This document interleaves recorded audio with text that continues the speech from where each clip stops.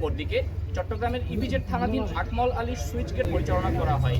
অভিযান চলাকালীন উক্ত ঘাট সংলগ্ন এলাকায় আগেই একবার অপারেশন করা হয়েছে, তখন আমরা দেখেছি জব্দ একটা বিষয় আছে।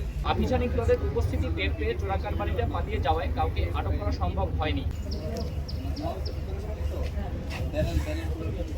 মুখপাত থেকে সব ডিলিট হয়ে গেছে, ছবিও গেছে, অ্যাপসও গেছে। এই মাল তো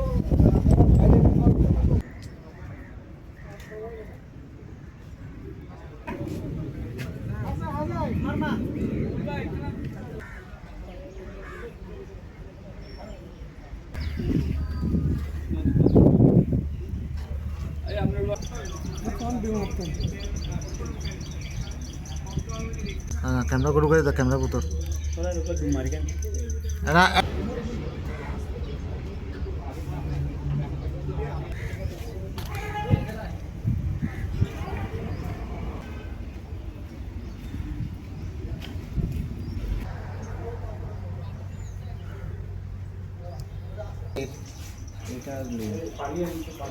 এটা